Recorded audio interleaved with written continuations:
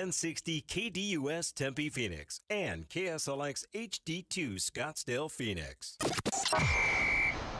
This program is paid for by the Varsity Media Foundation, a 501c3 nonprofit educational organization, and its partners.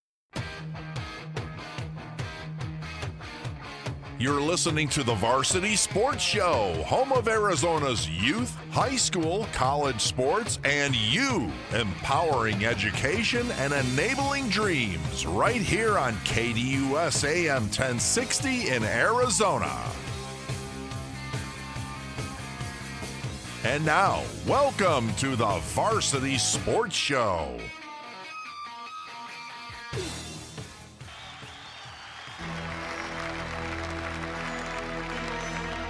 Good morning. What we have in mind is breakfast in bed for 400,000.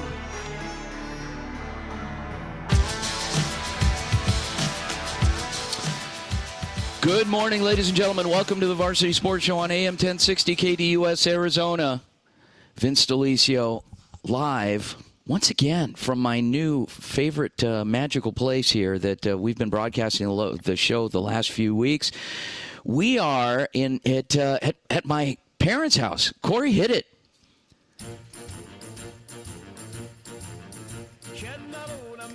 Yeah, we're at my parents' house, the home of Pasquale and Anna D'Alicio, my new favorite co-hosts.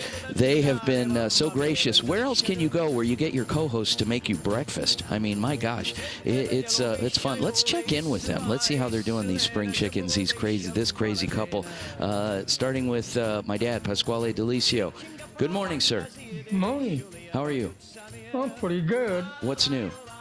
Pasquale D'Alicio. Yeah, we know. What's going on? Well, I'm going to, from last week, 1 week Yeah. late. But I feel good. Okay, good. All right. You're sitting in your rocking chair over there, your recliner, and just helping to produce the show. So, yeah, everything else good? How about you, Ma? How are you doing? I'm doing very good. Thank you for having this show over here. We love to have a live. Yeah, you get a first-hand view. You get a real celebrity in your house. Yeah. McCabe doesn't do this. Who? Yeah, exactly. That's what I mean. Anyway, all right. Well, anyway, so it's nice to do the show. Okay, so we're at my folks' house. The reason why we're here is, first of all, it gives me a chance to see my parents.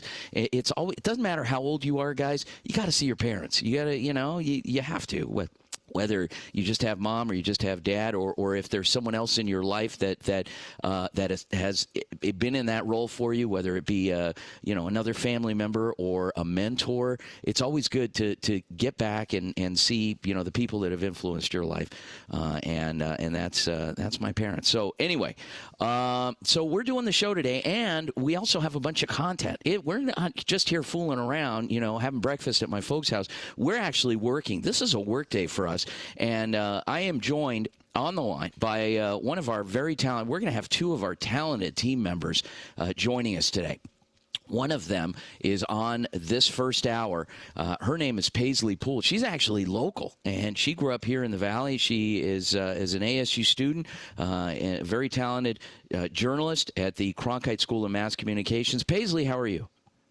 Hey, Vince, doing awesome this morning. Awesome. Yeah. So you're hosting the show today. You were very involved in production and in making sure that your peers got all of their stuff in and getting production ready. But you're also doing some other things for us. You were working last night. Where were you last night?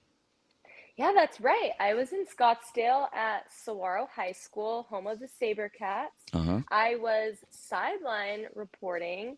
And is I believe, my third or fourth time sideline reporting. Okay. And it has already just become one of my passions. And last night we saw the SaberCats, Aiden Whitaker scored a touchdown, as well as quarterback Zealand Danielson. So that was fun to see. 14 points on the board for the SaberCats. Now, reporting from the sideline in games is something that you hadn't done in the past until this season, right? Yes. I'm new. Yeah, well, now, but you've kind of embraced it. You've taken it on. You're doing a great job with it. I've had a chance to catch a lot of your work and your interviews. And what's been like the biggest, I don't know, surprise with it as you're talking to folks and as you're reporting live from the sideline? What's been the funnest thing about it, I should say? The most fun thing about it for me is definitely when I'm on that sideline, not only interviewing because I love speaking to people and learning new things about people. Yeah. I love meeting everyone, not only coaches and players. Like last night I met the awesome athletic director, Matt Harris, on the sideline. Yeah, watch out for that guy. I don't know. The jury's out on that guy, so be careful. I mean, it kind of creeps me out because the guy's 6'10". Anybody over 5'8" kind of can bother me. So right, yeah. And I'm 5'2", so yeah. I agree with that. Yeah. No, I'm kidding. Matt Harris, good guy. Okay, so you met the AD. How did he treat you? Let's get this out now. Was he very nice to you? Did he pull a Jerry Lewis where he's like really nice in front of everybody and then behind the scenes he's not, or what? No, he was absolutely lovely. Since I am a local girl, he has been a teacher for such a long time. He knew some of my volleyball coach from Sunny Slope High School. He knew Ray Portella, the basketball coach. Yeah, that's what he said to me. Go Vikings. He knows Amber Latarte, my volleyball coach. He had great things to say about Sunny Slope, great things to say about just the Arizona, the Valley schools in general. So it was a very enjoyable conversation. Was his sidekick, Lucas Ramirez, anywhere around? Lucas, of course, being the basketball coach at Saguaro. I don't think I was able to meet him, but he sounds like fun. Yeah. Okay. Well, that's good. So you had a chance. You were hanging out it was a regular who's who last night, and unfortunately, as you saw, they've been a bit of a tough stretch. It's a rebuilding year for Saguaro, but brand new head coach. You've had a chance to interact with Coach Darius Kelly. What's that been like? Coach Kelly is he was my first coach I think I ever talked to starting with Varsity, and he made me feel so comfortable, and he has just these amazing answers. You can tell he's really passionate and cares about this program, and it's just really fun to watch him on the sideline coaching as well. Yeah, good dude. Okay, well, wonderful. Well, you'll be joining us throughout the first hour. You'll be conducting a couple of the interviews that we have. What I wanted to do is talk real quickly because we're real limited on our time. Last night we started. We have an agreement with the Houston Independent School District. Yes, Houston, meaning Texas, to broadcast, to stream a game a week for them. And all credit goes out to District Athletic Director Andre Walker. He's an amazing guy. Very active, very proactive, and has helped us a lot as we started broadcasting the radio show out there, the ESPN show on Sunday mornings, featuring a lot of the coaches. So we're doing a game a week, and our amazing team out there did their first game. It was an old rivalry between Jack Yates High School and Phyllis Wheatley High School. Yates versus Wheatley. Yates came away with the win, and our very own Kalin Pickett. I want to run this because I was so excited. It was our very first post-game interview, Kalin with Yates coach Rafael Thomas, RT. Go ahead, Corey. Kalin Pickett live at the Varsity Sports Show here at the Yates versus Wheatley football game. And I have Coach RT, head coach RT, here with me right now. How are you feeling, Coach? I feel good. We came out and executed the plan like we spoke on pregame. Our kids flew around. They made the plays that needed to be made, and the result is the result. So with that being said, what were some of the moments that you just kind of knew that you had it in the bag? Halftime, when our kids came in and they said, Coach, we got 2 quarters left. They don't usually talk like that. I mean, we got disciplined kids for the most part, but they came in, they was locked in, laser focused. They said, we get the ball, we got to go score and put this game away. That's awesome to hear. Also, tell me a little bit about some players that was on the field that you just saw that was making some big moves on the field. Chris Brown, our quarterback, he was special tonight. I think he had about 5 total touchdowns tonight, and we had some great defensive plays by Xavier Robinson and Elijah Wooten, and our linebacker play tonight was amazing. They contained their quarterback. We spoke all week about that quarterback. He's a great athlete. We had to keep him in a box, keep him contained, and rally to him, and that's what we did. Good job, Coach. Congrats on tonight's win. Thank you for joining us. Kalin Pickett. There you have it. There was our first one. There's always a first one, and that was it last night out in Houston. We're going to be doing a game a week out there every week. Some of the games will be on Thursday, some Saturday, some Friday, so a lot of good stuff. Look for it. We're running them on our NFHS channel. I am so excited. It's a great opportunity. It's going to be a lot of fun, and it's a good relationship. Anytime you can build relationships and make our world a little bit smaller, it's all relatable, and I am just thrilled beyond belief. Last night, big win last night. Congratulations to the Mountain View Toros. They headed out to Valley Vista out there in the Dysart District. Man, what a whooping. It was Mountain View came out, and they controlled that game the entire game.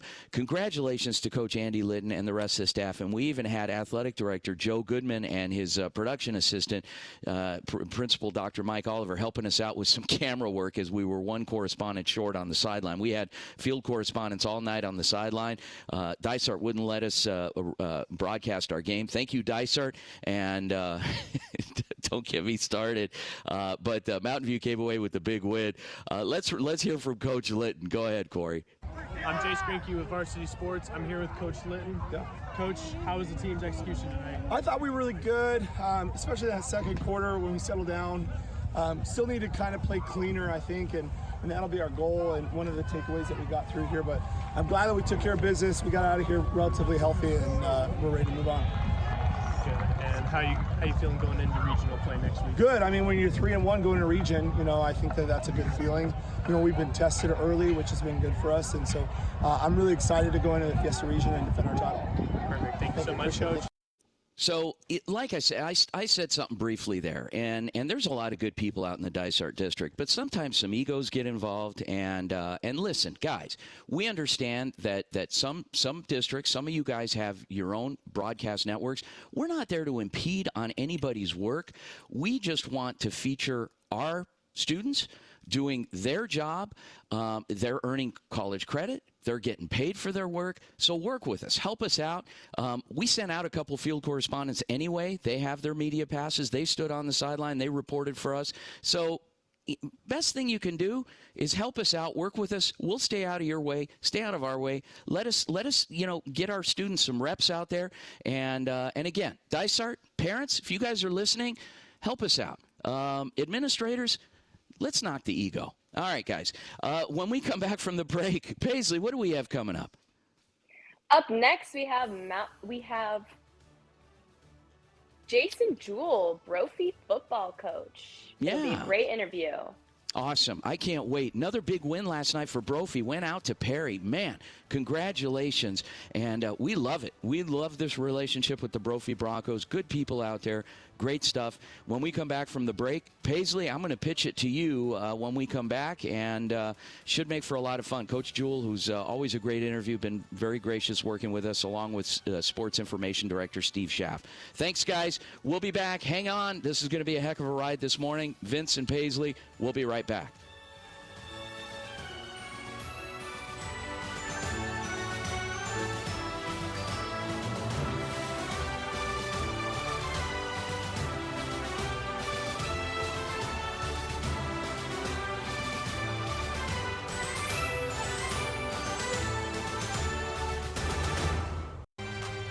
Catch the Doug Gottlieb Show weekdays from 1 to 3 p.m. right here on KDUS AM 1060 and online at KDUS1060.com.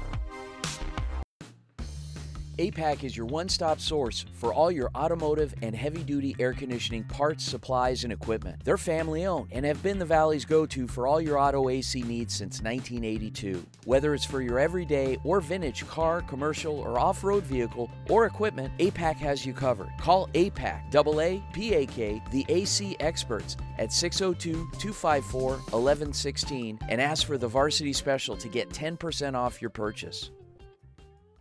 Hey guys, Vince here to talk about Angel Dentistry. It's where my wife and I have gone for over 10 years, and we trust them with our routine and extensive dental care because they care. Dr. Amber Angel is an Arizona native, born in the town of Miami, and has been practicing in the Valley over 20 years. For general to comprehensive dental services, call 602-788-2008. Located off of Cave Creek Road just north of the 101 in North Phoenix. Angel Dentistry, proud supporters of our young people and proud partners of the Varsity Sports Show. Hi everybody, my name is Paisley, and I am a senior at Arizona State's Cronkite School. I am so excited to be a part of the Varsity Sports intern team as a sideline reporter and possible color analyst. Friday Night Lights, let's get it. The Thursday night high school flag football game of the week is back. 8 weeks of coverage beginning Thursday, September 19th. Every game begins at 6 p.m. Join the varsity team as we travel the Valley featuring your favorite teams, including Saturday morning radio segments. The Thursday night flag football game of the week is back on the Varsity Sports Show. You are listening to the Varsity Sports Show. The Varsity Sports Show. Thursday night flag football game of the week. Flag football game of the week. Every Monday night, check out Ray Adams as he hosts the Monday Night Golf and Lifestyle Show from 6 to 7 p.m. here on KDUS AM 1060.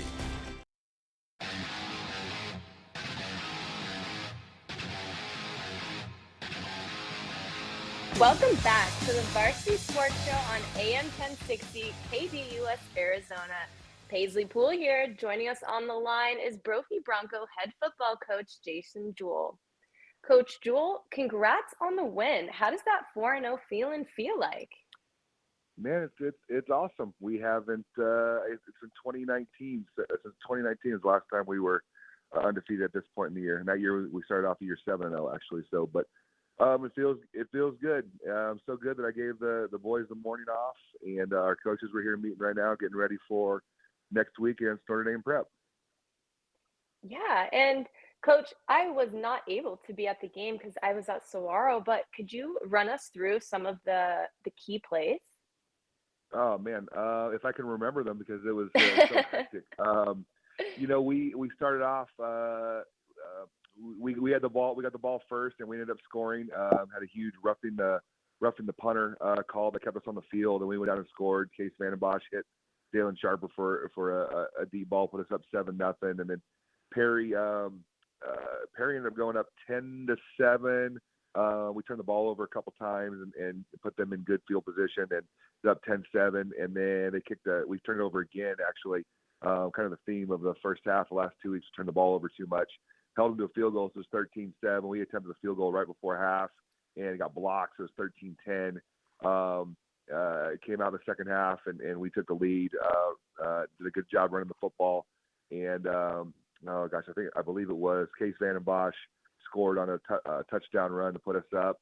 Battled back and forth. Perry scored to make it 20-17, and then we scored. I believe it was Harry Chambers, 24-20, and we had a chance to put it away.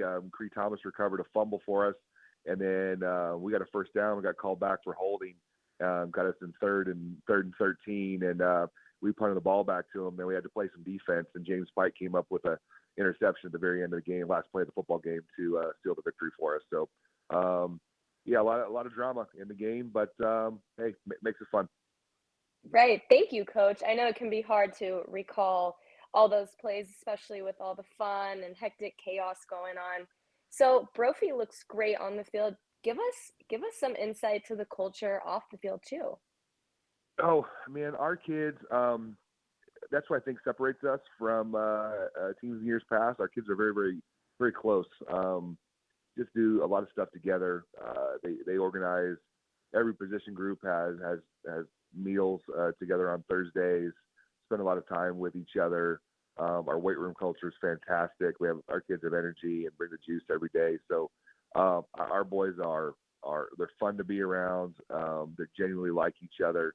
And I think that's been the difference with being able to come up with some of these close games that we weren't able to and come through with in years past. Thanks, Coach. And what is it like having this talent on your team with, family members and fathers that have played in the NFL? Yeah, I mean, I guess just the family member, that's just genetics, most of the dads aren't really around and stay out of our hair. We just have good football players. So regardless if their dads played, in the NFL or not, I think really the biggest thing is we do have a talented roster. I think we have 14 players at Division I offers right now. So it's taken a little while. This wasn't something that just happened overnight. This started in 2019 with that group, and it's just slowly progressed and gotten better to now where we are. And let's move on to you now. Tell us about your time playing at Washington High School. Oh man, Washington Rams, class of 1997. I played there for Coach Steve Chisman, and actually it was awesome last night. I got to see one of my old coaches, John Bechtold. He was my JV coach a long time ago, and he was a former head coach at Washington after Coach Chisman, and then he was at Corona del Sol most recently, but I got to see him last night. Loved my time at Washington. Actually, I went to one of their games just a couple weeks ago just to go cheer on my Rammies. So I was an offensive tackle there, and ended up going to Glendale Community College, played O-tackle there, and then New Mexico State. And now back home, and not too far from where I grew up, where Brophy is about maybe 2 or 3 miles from my apartment when I was a kid. We love to hear it. Thank you so much for your time, Coach. Again, everybody, this is Jason Jewell of the Brophy football program. Thank you so much, Coach. And now to Sam Lanier's ASU football preview. Take it away, Corey. The Arizona State Sun Devils are heading down to Lubbock, Texas for their first Big 12 clash against the Texas Tech Red Raiders. The Sun Devils are entering conference play going a perfect 3-0 in non-conference play, while the Red Raiders enter the contest at 2-1, dropping a game to Washington State. Kenny Dillingham has his team undefeated through Week 3 for the first time since 2021 and looks to continue the trend so far. The Sun Devils are facing an uphill battle as they will be a slight underdog on Saturday, but that is no familiar territory for ASU, as last week they were +3 underdogs against Texas State, pulling off the 31-28 comeback victory. Sophomore wide receiver Jordan Tyson was the catalyst to the comeback as Sam Leavitt connected with him on a massive 52-yard touchdown. Cameron Scadaboo continued his dominance on the ground, adding a pair of touchdowns while adding 62 rushing yards. Sam Leavitt had a bounce-back performance as he had a pair of touchdowns, one through the air and one through the ground. He completed 19 of his 30 passes for 246 yards. However, the Sun Devils were sloppy last week as they turned the ball over 3 times, something Kenny Dillingham and his players need to clean up before their matchup in Lubbock. The defense really stepped up in the second half, limiting the Bobcats to just 7 points in the second half compared to the 21 points they allowed in the first half. The Red Raiders are coming off of a massive bounce-back victory, defeating North Texas 66-21 behind a 35-point second quarter. The last time these two teams matched up, it was a shootout as Texas Tech defeated Arizona State 52-45 in what was a wild matchup. As for this year, the Sun Devils hope to come out victorious and head into the bye week at 4-0. Reporting from Varsity Sports, I'm Sam Lanier. I'm Nick Furman from Arizona State University, reporting for the Varsity Sports Show. The Arizona State Sun Devils take on the Texas Tech Red Raiders in Lubbock, Texas today at 3:30 Eastern. This is Coach Dillingham and the Sun Devils' first conference game in the Big 12. Arizona State is riding a high with a 3-0 start to the season for the first time since 2019. The Red Raiders are 2-1 coming into the game, with their only loss being against Washington State. Arizona State starting quarterback Sam Leavitt had his best game of the season so far against Texas State. Leavitt looks to have the same production today against the Red Raiders. Texas Tech's defense has given up an average of 36 points a game, but the offense is averaging 44 points a game. The Sun Devils' defense has only given up an average of 19 points a game and is 11th ranked in run defense in all of college football. Sun Devils head coach Kenny Dillingham has tied his win record from last season. In his first year, the Sun Devils went 3-9. Dillingham took over a broken program at Arizona State and seemed to have brought the program up from its knees and made them a force to be reckoned with in their first year in the Big 12. Arizona State's defense has been one of the main reasons for the success for the Sun Devils have had this season. But the Sun Devils' offense has done its job by scoring an average of 36 points a game. The Sun Devils look to expose the Texas Tech Red Raiders defense today and look to prove that they are one of the best teams not only in the Big 12, but in all of college football this season and beyond. Can the Sun Devils keep the momentum and leave Lubbock 4-0 going into their bye week? For the Varsity Sports Show, I'm Nick Furman, reporting.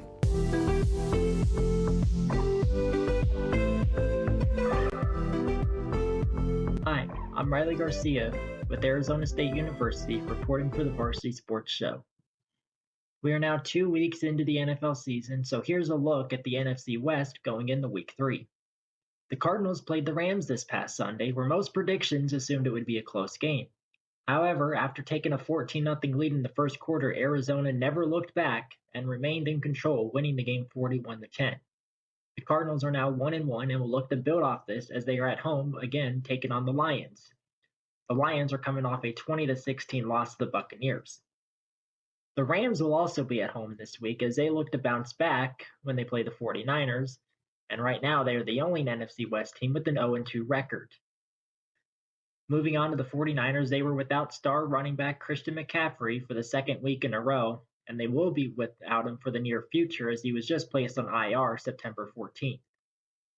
Stat-wise, Brock Purdy played better than he did in Week 1 as he went 28 for 36 with 319 yards with a touchdown and an interception. However, it would not be enough as the 49ers fell to the Vikings 23-17. The 49ers are tied with the Cardinals with a 1-1 record. And last is the Seattle Seahawks. The Seahawks played the Patriots, where they had another close game, which this one needed overtime to decide it. Seattle would go on to kick the game-winning field goal to win the game 23-20, which makes the Seahawks the only 2-0 team in the division. From the Varsity Sports Show, I'm Riley Garcia.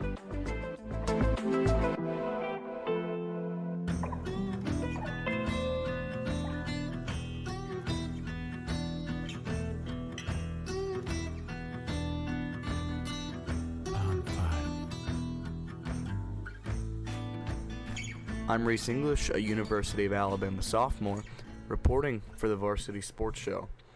As we approach basketball season, Grand Canyon University is coming off of a March Madness appearance in 3 of the last 4 seasons. This year, they're looking to go further than they did last year. Last season, they upsetted the 5-seed St. Mary's and went to the second round to play Alabama. Their journey ended with a final score of 72-61. Going into the upcoming season, GCU has multiple returning players. Tyen Grant Foster is atop of the returning players list. He averaged 20.1 points per game last season, which was top 37 across the whole nation. He will look to do the same this season and hopes to return to March Madness and prove himself and the team. GCU got a total of 4 new transfers, but lost 4 transfers as well. The most notable transfer is Mekhi Williams. He is a sophomore 6'2" guard from Long Beach, California, who averaged around 11 points per game, 2 assists, and a steal per game. He played for Texas Arlington last season and played in 34 and started 30 of them as a freshman. He and Grant Foster will be a great guard-forward duo. I'm Reece English, a University of Alabama sophomore, reporting for the Varsity Sports Show.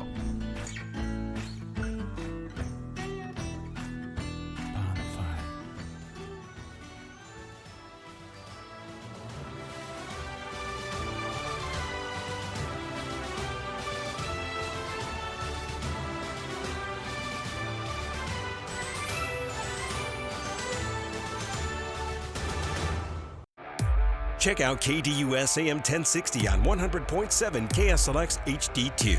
That's right, HD radio on 100.7 channel number 2. The AngryCrabShack in Tempe, with an experience so good it remains indescribable, with something for every seafood lover. Try one of their amazing custom seafood boils, sandwiches, appetizers, and salads.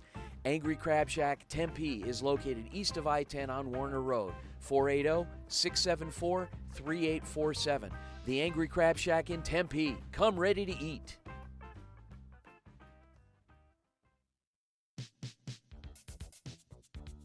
Hello, this is local voiceover model and former Daddy Yankee stunt double, Mario Malaby. Be sure to DM us your questions for Ask Lucas on Twitter. And you are listening to the Varsity Sports Show on AM 1060 KDUS, Arizona.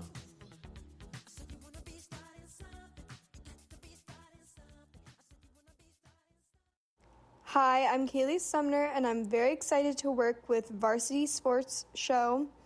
I've been doing this since freshman year, and I just love filming, and I'm so excited to film on the field, so catch me on the field. Thank you so much. Bye. The Varsity Sports Show is once again proud to partner with Grand Canyon University Club Sports in 2024 and 25. Join us in our coverage of GCU Club Sports on Saturday's Varsity Sports Show and the rest of the week.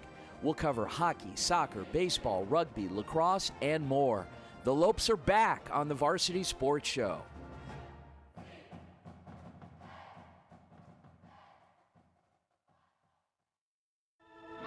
HD Radio is here for KDUS AM 1060.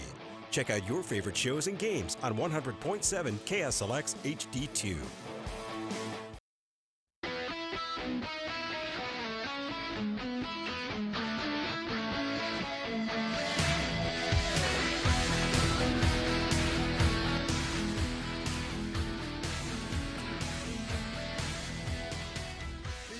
Welcome back to the Varsity Sports Show on AM 1060 KDUS Arizona. My name is Paisley Poole, joined by Vince D'Alizio. And right now we have head coach Darius Kelly of the Saguaro Sabercats. Hey, Coach Kelly, good morning to you. Good morning. Good morning. How are you? I'm great. I told you you'd be tired of me. You'll be hearing from me all semester. Yes, ma'am. So last night I was on the sideline with you, and we were able to see freshman Zealand Danielson, work his way, figure some things out, grow, and even score a touchdown. Explain to us what that was like. No, I think it was a great opportunity for him to, just see, as a football player, you just got to see the ball go through the hoop a couple of times, and I think that's where, for him, his confidence is growing. He again, he's just a tough kid as well. He took some hits. He just stood in the pocket and just continued to keep playing good ball. And it's just, again, I can't express enough. We're just watching this freshman just grow up before our eyes. So I'm really proud of how he's growing up and how tough he is and giving us a fighting chance as we go forward. And, confidence is everything. I think confidence comes from, having such great teammates. And I was able to interview Aiden Whitaker last night. He just had so much love for his teammates, and he was so proud of Zealand. He said they were great friends on and off the court. What's it like seeing, these kids form these friendships? Yeah, I mean, high school football. I think back to my days as a player. It was some of those guys are some of my best friends now, and building those bonds as you go through these struggles, and I think it brings us together tighter as you go through. I mean, these guys are going through some losses that they've never really taken here at Saguaro, and as they fight through it and get better and go through those things, it can only go one way. It can pull the opposite and of them getting, arguing, doing those things, or we come tighter and figure out ways to win. So I think those are the big things that I'm really proud of, that these guys are sticking together, and they have stuck together through all this, and they're continuing to grow as men and young men and just becoming tighter and being the teammates that they need to be going forward. So I'm really proud of that aspect, that our team is growing together and not pulling apart through these struggles, because they know all these things that we're doing, all the mistakes that we have are mistakes that are very much fixable. So we're continuing to grow together with that aspect. Absolutely. Staying cohesive and working as a team is just the most important thing. And running back Elias Johnson, we see him doing a lot of things out there, man. What can you tell us about him too? I mean, he's a warrior, Mm-hmm. If we could have 22 Elias Johnsons on the field at one time, I think we'll be okay, because he's just an absolute warrior. He goes both sides of the ball all day, every day. He gives 100% effort. I'm just proud of everything that he does. It's amazing to watch, and he's going to be, this is his senior year, and whatever school he go to next year, they're going to be lucky to have him. And I'm excited to see how he finishes out this season for sure. Thanks, Coach. And linebacker Brady Cochran. He was making plays last night too. We love to see it from him. We would love to hear some more about him too. Yeah, Brady. I mean, another guy inside. We moved him around a little bit from a linebacker to D-line, special teams. I mean, he's another one of those Swiss Army knives that we have in our tool belt. I mean, we can put him anywhere on the field, and he's just going to go 100%. I mean, he's a team captain. He goes hard every single play. Another one of those guys. Again, we had a bunch of those guys running around. I think we'll be all right. And he's just a leader, and he's doing all the things that we ask, And a lot of our guys are. We move them around a little bit each week, filling in spots. Little guys 1 minute. Here. And they just keep doing the things that we ask. So I'm just proud of the efforts that they give, and guys just go on both sides of the ball and playing every snap. And it's exciting to see, man. I'm really proud of this team, the way they fight. I really am. Yes, thank you for that. Thank you for sharing. And what are we working on for next game? Yeah, just the little things. Getting back to the fundamentals. I think we played a lot more fundamentally sound on both sides of the ball. But now we just got to just make sure we're executing. And that's going to be the focus this week, is executing the plays, having a true understanding of everything that we're trying to accomplish on each and every down, and just going out there and just playing fast, physical, and sound football. Everything is there. We watched the film this morning about 10, 15 times already since last night, and it's just coming down to us executing and just a true understanding. So I got to do a better job of coaching it and making sure these guys truly, truly understand everything that we got to do to accomplish what we need to accomplish from a fundamental standpoint and just an execution level. So I'm excited for this week of practice, and I think these guys are too. They're in the weight room right now getting after it, and I think we'll be ready to go come next week. We love to hear it, Coach. Thank you again, Coach Darius Kelly of the Saguaro SaberCats. We'll see you on the sideline soon, Coach Kelly. All right, thank you.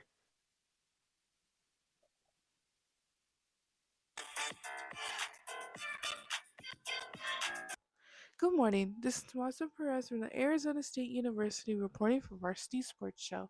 Have you ever wondered what it's like to coach for a high school football team? Well, let's hear from Coach Jason Jewell as he tells us about his transition to Brophy from Glendale Community College and what his goals are this season. I'm a coach from Glendale Community College. Can you share your experience with the transition to Brophy? Yeah, so I mean it's different. It was 6 years ago, so 2019 was my first season here, and I coached 11 years. Hey guys, we have the water can on the ball bag. Coached 11 years in junior college. A little bit different. I was coaching adults. Now I'm coaching kids, so a little bit different. How I have to treat them, how I have to watch my mouth, things like that. But it's a little different. Also the kind of kids is also a little different. We get a lot of kids that were non-qualifiers. I mean, their grades were not so hot in high school. Most of our kids here are super sharp, so it's a little bit different. Yeah. So over the years coaching here at Brophy, what are some changes have you experienced, especially towards the success? Really, it's been a commitment from Brophy and our administration to football, hiring some coaches on campus to help me out. That's probably been the biggest thing, and then where that's paid off has been in the weight room. So I have a lot of help there with our coaches, with Coach Cotton and Coach Vandenbosch, helping our boys, and we're tremendously stronger than we've ever been. My last question is, what is your goals and expectations for this season? Make the Open.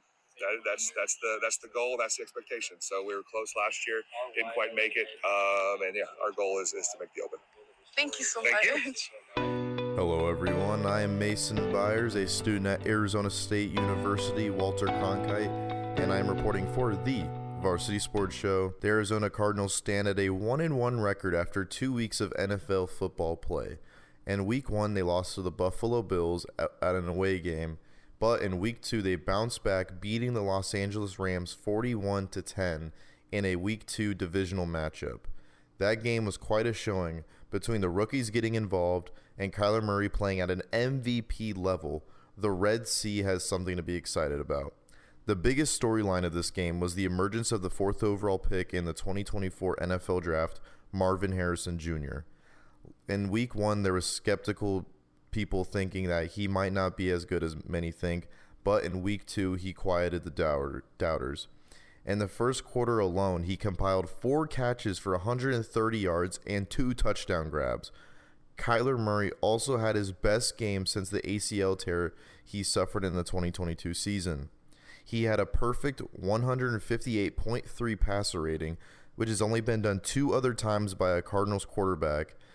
The last time a Cardinals quarterback had a perfect passer rating was NFL legend and Hall of Famer Kurt Warner. Another thing that Cardinals fans should look forward to is how great the defense played. Between allowing pressure and stopping Kyren Williams from running the ball, the defense showed up and played amazing. Super Bowl champion and longtime NFL star Matthew Stafford also couldn't get anything going on offense. Overall, the Cardinals proved to be dominant in a 41-10 win over a division rival and hope to continue the great play across the next 15 games and make some noise in the NFC West and in the NFC in general. With the Varsity Sports Show, I'm Mason Byers. This is Kavish Siddhartha from the Cronkite School of Journalism at ASU with Varsity Sports. Arizona State's first inter-Big 12 matchup will occur on Saturday, September 21st against Texas Tech. The Week 4 matchup will take place in Lubbock, Texas, as the Sun Devils attempt to stay undefeated.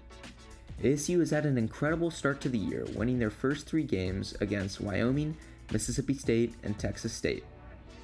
Texas Tech is looking to halt the Devils' momentum as they're coming off a strong win against North Texas. Let's preview the exciting Big 12 matchup occurring over the weekend. Texas Tech is coming into the game with a record of 2-1, most recently defeating North Texas 66-21. The Raiders' offense was clicking on all cylinders as they scored 8 total touchdowns. Their quarterback, Baron Morton, had a strong performance, throwing for 273 yards, with 4 touchdowns and only 4 incompletions. They will surely need a strong performance from their offense this week if they want to send ASU home with a loss. Moving on to ASU, the Sun Devils escaped last week's thriller against Texas State with a dub, winning the road game 31-28. While it wasn't a perfect game for the Sun Devils, they showed some fight and toughness and were able to take the lead with a field goal in the 4th quarter. Star running back Cam Scatabo, who the Sun Devils rely on quite a bit in the run game, had a slower night, carrying the ball 24 times for only 62 yards, with 2 touchdowns to go along with it. Wide receiver Jordan Tyson helped carry the load, catching 6 passes for 120 yards and a touchdown. This will be a big test for ASU to see if they can contend with Big 12 teams. It will surely be an entertaining game this weekend and have important implications for the standings in the Big 12 for the rest of the season. That concludes my Arizona report with Varsity Sports. This is Kavish Siddhartha reporting. All right. Thank you to our lovely interns. Don't forget to follow the Varsity Show on X at Varsity Show and Instagram at Varsity Sports Show. Stick around. We're going to break pretty soon. And after our break, we'll have GCU Club men's soccer coach Damian Tule. We've had some wonderful, wonderful sports news from my fellow peers and interns, and we're just so happy you're here listening to the Varsity Sports Show. It's been an absolute pleasure.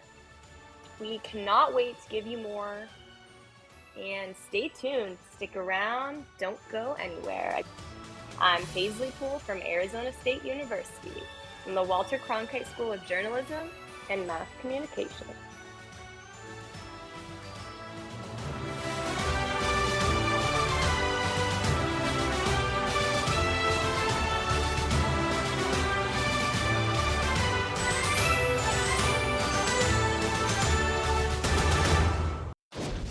Ready to bring KDUS AM1060 into your home with Alexa? Hi, I'm Alexa. Download the KDUS AM1060 skill and enable. Then say, Alexa, open KDUS AM1060. This is where I start my day. Hello, sports fans. This is Dick Stockton, and you are listening to Arizona's home of youth, high school, college, and you, the Varsity Sports Show on AM 1060, KDUS, Arizona. The Varsity Sports Show is proud to once again be the official broadcast team of the Hohokam Junior College Athletic Conference. We are back for another year of HJCAC football. We'll bring you the JUCO Game of the Week, on-site live coverage, weekly JUCO report on Saturday morning's Varsity Sports Show, and coming this fall, the weekly Coaches Show with Coach Doug Medoski. Stay tuned for more. JUCO football is alive and well in Arizona. Brought to you by the Varsity Sports Show and the HJCAC.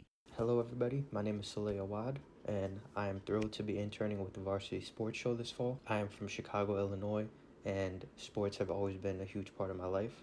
Being my last semester at Cronkite, I'm excited to learn as much as I can and be a part of this team here. I'm ready to put out content for Varsity Sports Show immediately and get started. Thank you guys.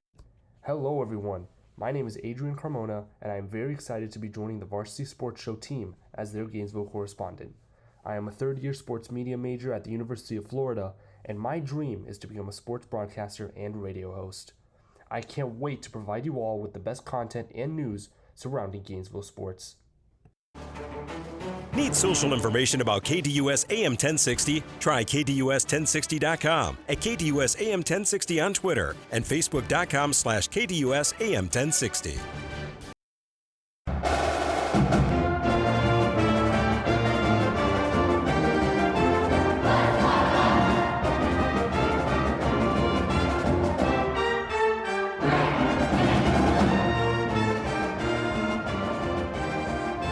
All right, guys, as you know, we have continued this amazing partnership with Grand Canyon University Club Sports, and 45 sports featured.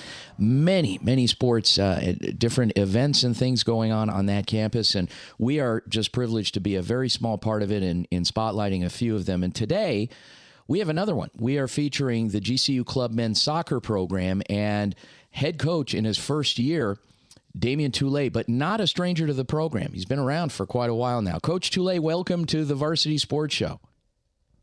Hi, thank you. Thank you for having me.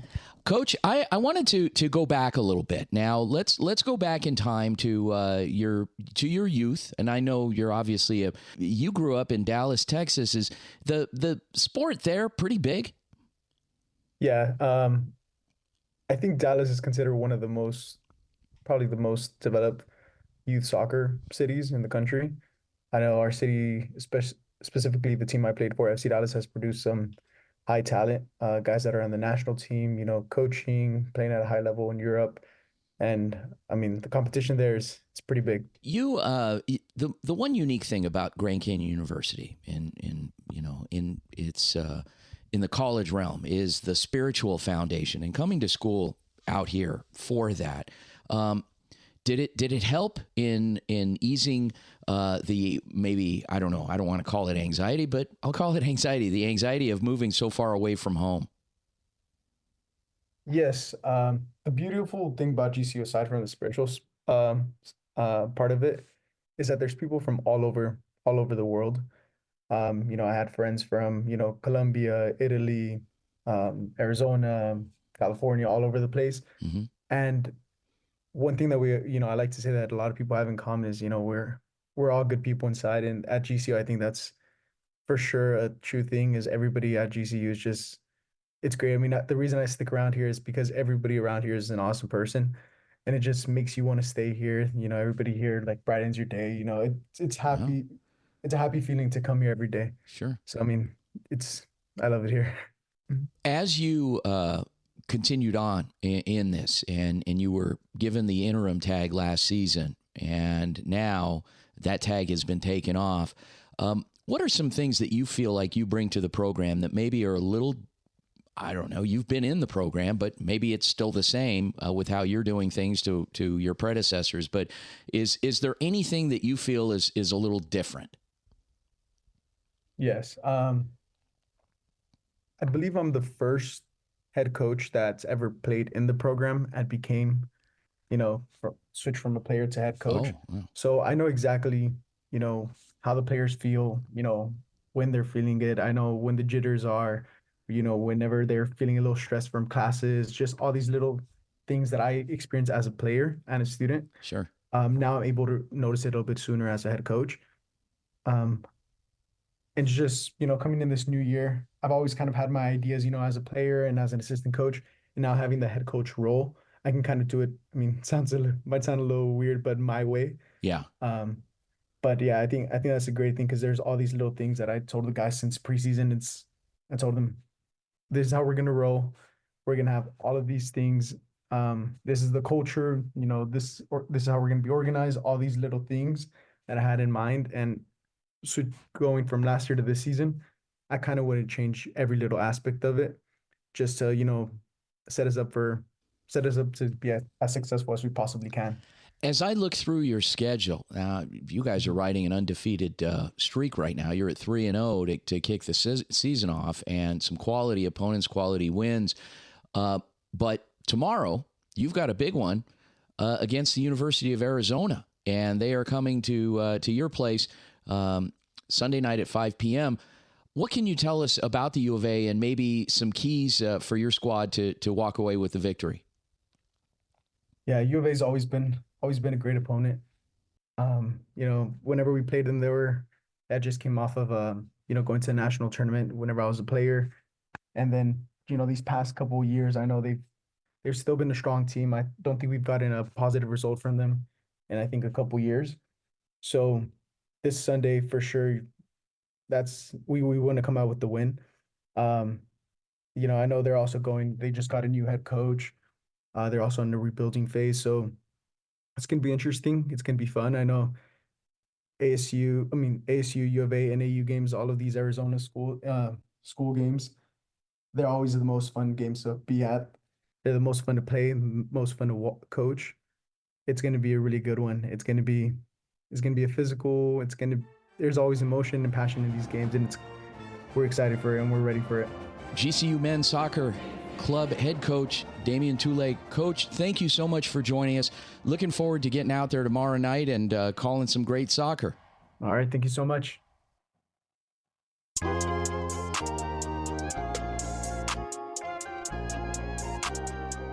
Hey everyone, this is Florencio Della Torre from the Sidney Poitier New American Film School at ASU, reporting for the Varsity Sports Show.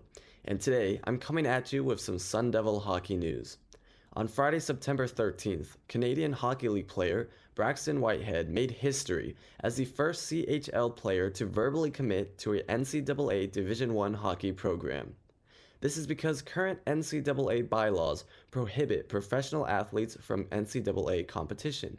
However, Regina Pat's general manager, Alan Miller, and forward Braxton Whitehead believe that this ban will be lifted in time for the Sun Devils' 2024-2025 hockey season, as a lawsuit was filed against the NCAA on August 13th, claiming their ban on professional athletes to violate U.S. antitrust laws.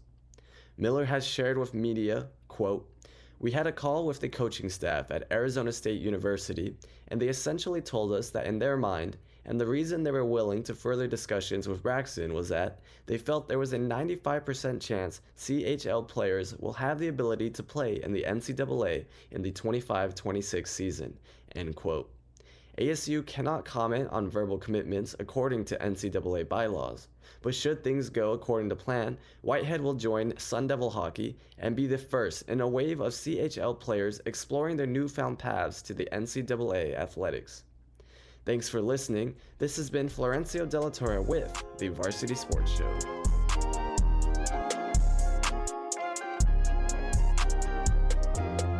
What's going on, everyone? Hope you guys are having a fantastic Sunday morning. Today we're looking at the Arizona Cardinals and how they stack up in the NFC West division.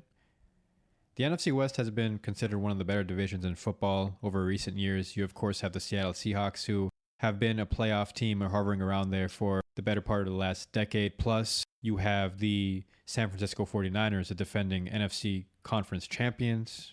They've made a couple Super Bowl appearances in recent years, and in the Shanahan era have been pretty successful. Same with the Los Angeles Rams in the Sean McVay era. They've been successful. So how did the Cardinals stack up in this division where the standard is pretty high? Well, 2 weeks into the season, they've looked good. Jonathan Gannon seems to have this team rolling right now. In the first week against the Buffalo Bills, they looked pretty well, but weren't able to pull off the win. However, in week 2, they were able to pull off the win in convincing fashion against the Los Angeles Rams. When you look at some of these other teams, like San Francisco, for example, they're dealing with injuries at this current moment in time. You have the Christian McCaffrey injury. He hasn't played a game this season. You also have the Deebo Samuel injury, who just went down in week 2 against the Minnesota Vikings. How does that affect their progress going into this further parts of the season? Now you have to rely a little bit more on George Kittle and Brandon Ayuk. But I will say Jordan Mason, their running back that's in right now, has looked impressive, having over 100 yards in both games. Look at the LA Rams. Puka Nacua and Cooper Kupp, 2 vital pieces to that offense. How do they continue to put up good performances offensively? We'll see what Sean McVay is able to scheme up there. And then you have the Seattle Seahawks, who are 2-0 but haven't looked overly convincing. So can the Cardinals continue to maintain this consistency? That's yet to be seen, but so far 2 weeks into the season, it's impressive. For the Varsity Sports Show, this was Marco Sagai. Hope everyone has a fantastic Sunday.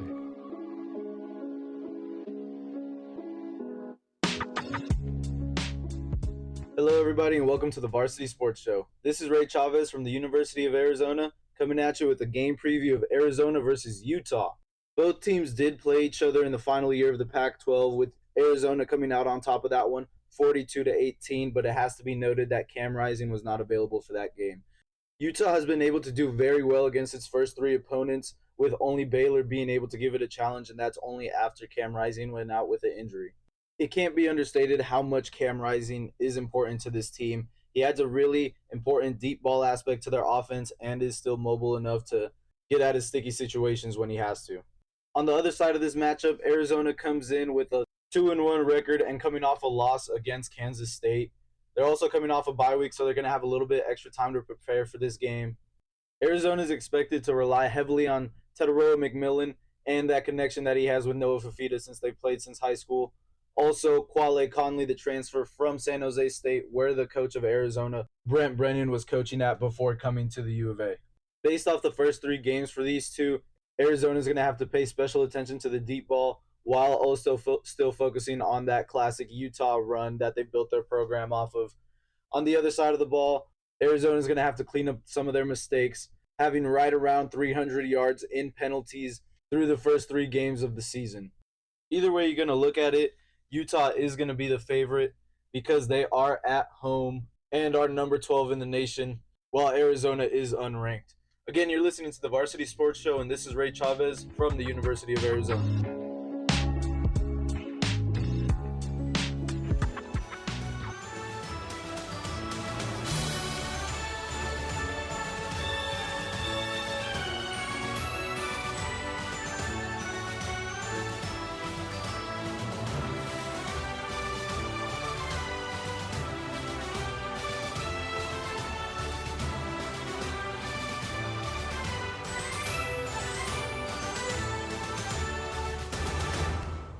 Hey, what's good, Varsity Sports Show? My name is Quentin Presley, and I'll be a senior at Arizona State University studying sports journalism. In fall 2024, I'll be joining the broadcast and production team, and I am very excited to be bringing coverage about high school and college sports week in and week out. The AngryCrabShack in Tempe, with an experience so good it remains indescribable, with something for every seafood lover. Try one of their amazing custom seafood boils, sandwiches, appetizers, and salads. AngryCrabShack Tempe is located east of I-10 on Warner Road, 480-674-3847. The AngryCrabShack in Tempe. Come ready to eat. APAC is your one-stop source for all your automotive and heavy-duty air conditioning parts, supplies, and equipment. They're family-owned and have been the Valley's go-to for all your auto AC needs since 1982. Whether it's for your everyday or vintage car, commercial, or off-road vehicle or equipment, APAC has you covered. Call APAC, AAPAK, the AC experts at 602-254-1116 and ask for the Varsity Special to get 10% off your purchase. Hey everyone, my name is Del Tai, currently studying at Arizona State University for a master's degree in sports journalism. This fall, I'll be an intern at the Varsity Sports Show, looking forward to bringing the best sports stories around the country to you guys.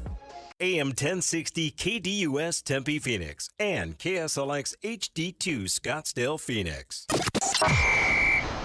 AM1060 KDUS Tempe Phoenix and KSLX HD2 Scottsdale Phoenix.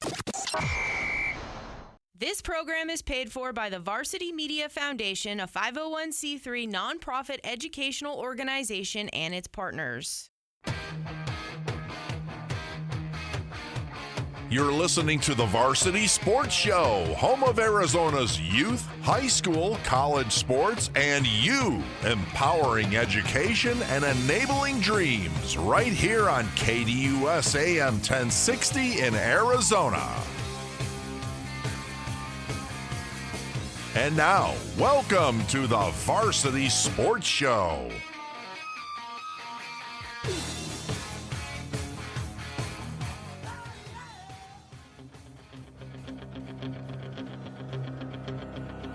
It's the JUCO Report on AM 1060 KDUS Arizona, the Varsity Sports Show. News and notes from the Hohokam Junior College Athletic Conference. Varsity Sports Show on AM 1060 KDUS Arizona. Vince DeLisio, hour number 2. And you heard that. It's time for the JUCO Report. But before we do that, I want to, it's hour number 2. I've got my my favorite co-host here, my honorary co-host. Corey, go ahead and let's get back into that mood music that's appropriate for this this portion here. There we go. There we go.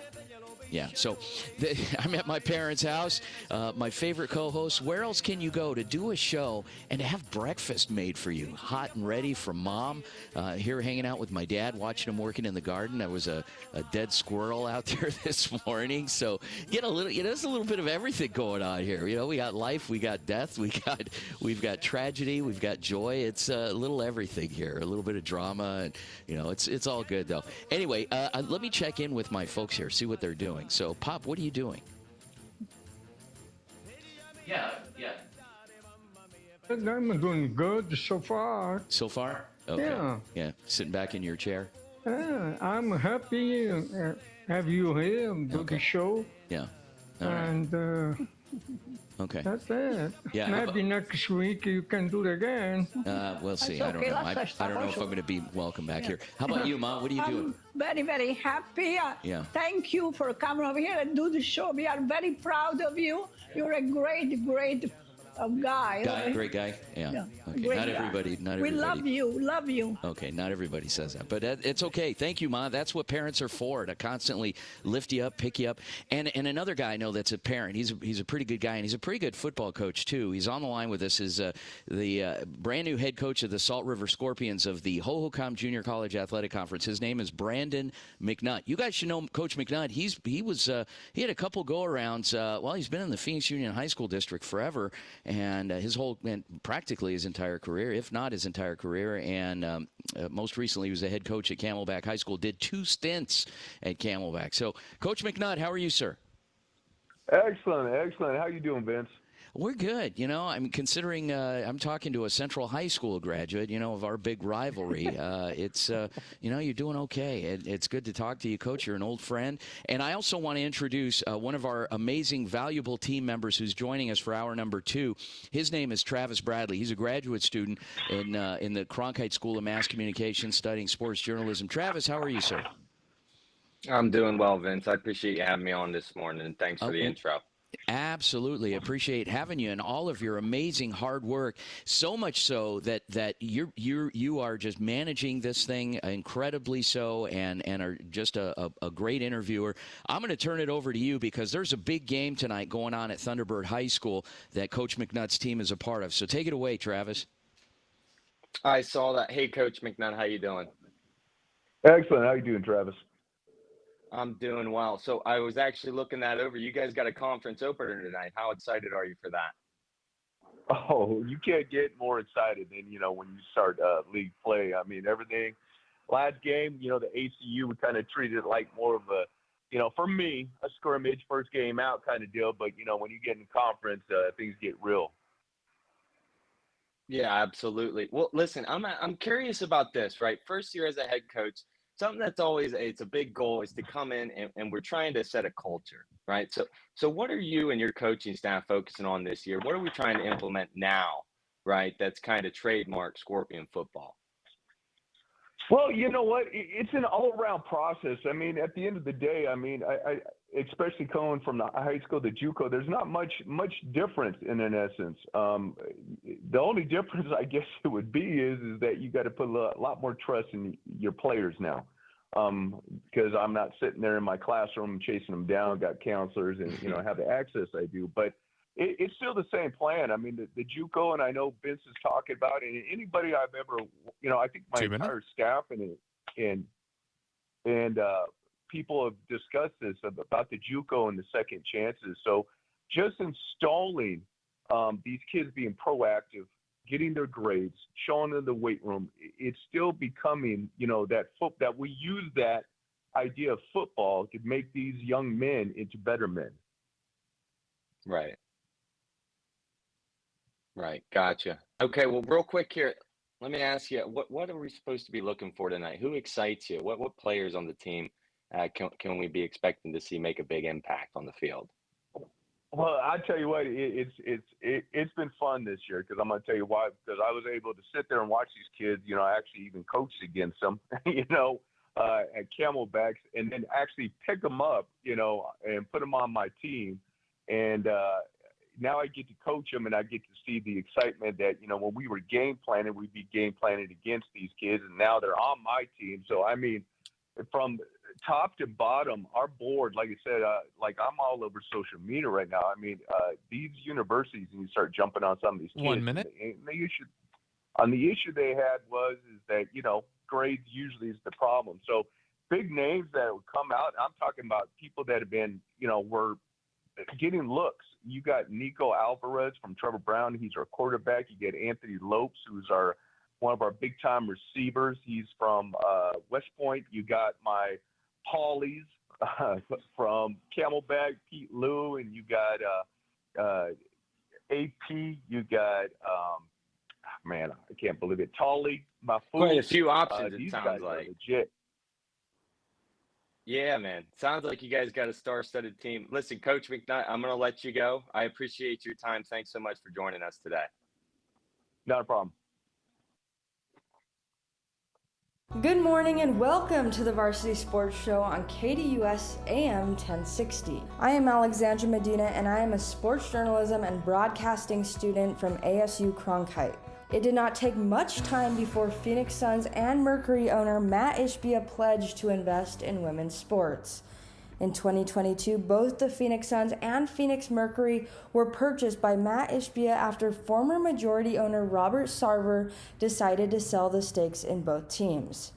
The WNBA first began in 1996, and over the years, millions have pushed for equal rights when it comes to pay, equipment, and even treatment. Just one season after Ishbia purchased the team for $4 billion, he promised that there would be a brand new training facility full of former WNBA champions within just a few months, meaning that both of his teams would no longer have to share a facility, but that his WNBA team would have a brand new facility personalized to their needs. The 58,000 square foot, $100 million facility includes 2 full-size basketball courts named after Mercury legend Diana Taurasi. The facility may be accessed by employees and players at any time of day or night. The facility features 2 indoor practice courts with 10 baskets. The building also has a full-sized weight room, an outdoor and indoor training area, and strength and conditioning area.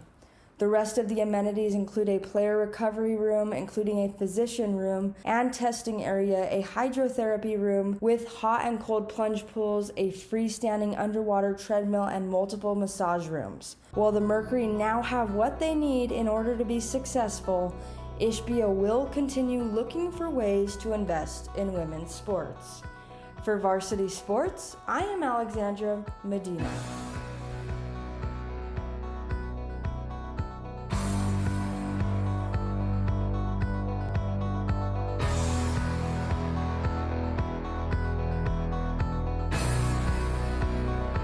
I'm Julia Coyne with the Varsity Sports Show. Arizona high schools have been experiencing a low number of officials and referees for high school sports. Though the AIA said they are no longer in a shortage of officials, they're still struggling with the massive amount of games. Arizona sports, specifically football, have taken off in the last couple of years. Brian Gessner, the state commissioner for the AIA, spoke with 13 News about the struggle with officials. The demand right now is high because of how good Arizona football has become, Gessner said. Other states want to come in and play, and we have schools crossing the state to play in various areas. Some games had to be moved to Thursday night, and now the officials are able to work a couple of games a week, so they get a Thursday night game and Friday night game. Arizona has 193 high school football teams and 6 different divisions for these teams. With 4 officials at each game, it's nearly impossible for the AIA to keep up. Games are having to be moved to Thursday. The main reason for this is because of the emotional abuse referees are put through. One bad call can lead to viewers, coaches, or players verbally attacking these officials. They are getting paid just above minimum wage at $17.98 an hour, with minimum wage being $14.35 an hour in Arizona. For many officials, the abuse is not worth it and they end up quitting. In order for high school sports to continue, we need officials. The AIA encourages you to remember that these officials are human too. Simply being kind can end this problem Arizona is facing. With the Varsity Sports Show, I'm Julia Coyne. Good morning, everyone. This is Roberto Astorga from ASU for the Varsity Sports Show. Junior college football is a sport losing interest in the U.S. despite its importance. JUCO creates a path to play for football players who weren't able to get scholarships to Division I and II schools. One of the teams making an impact in Arizona are the Salt River Scorpions, who are part of the Hohokam Junior College Athletic Conference. They are led by first-year head coach Brandon McNutt, quarterback Nico Alvarez, and linebacker Talifolau Mafu. Despite the loss in their season opener against Arizona Christian University, the Scorpions showed fight and toughness, things needed for a winning season. Their defense was tremendous, recording 5 turnovers, keeping their team in the game. Wide receiver Anthony Lopez had 2 touchdown catches and was named the player of the game. The Scorpions began trailing in the first quarter, then led for the rest of the game until a last-minute touchdown by Arizona Christian. Coach McNutt highlighted the talent and toughness of his team, but also things to improve. This is our first game. A lot of mistakes on our part. Hats off to Firestorm. At the end of the day, they stuck it out. With my kids, I got nothing but proud of them because, like I said, we got a lot of talent, a lot of people that can play. The Scorpions look to get their first win of the season tonight at Thunderbird High School, with kickoff starting at 7 p.m. For the Varsity Sports Show, Roberto Astorga.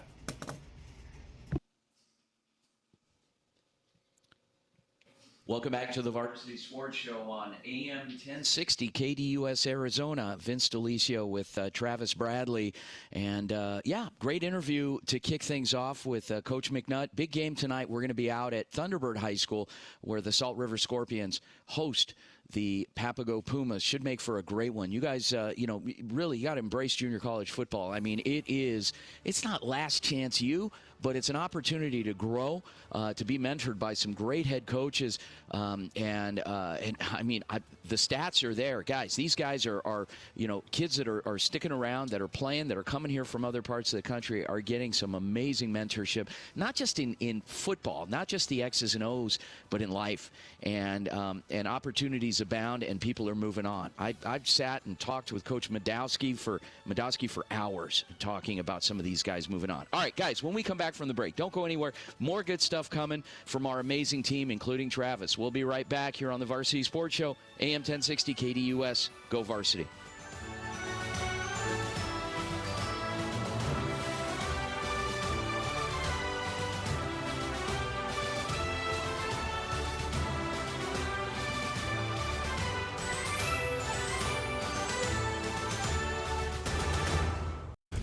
Your caddy, Ray Adams, takes you beyond the 18th hole on Saturday mornings with Great American Golf from 6 to 7 a.m. on KDUS AM 1060. APAC is your one-stop source for all your automotive and heavy-duty air conditioning parts, supplies, and equipment. They're family-owned and have been the Valley's go-to for all your auto AC needs since 1982. Whether it's for your everyday or vintage car, commercial, or off-road vehicle or equipment, APAC has you covered. Call APAC, AAPAK, the AC experts at 602-254-1116 and ask for the Varsity Special to get 10% off your purchase.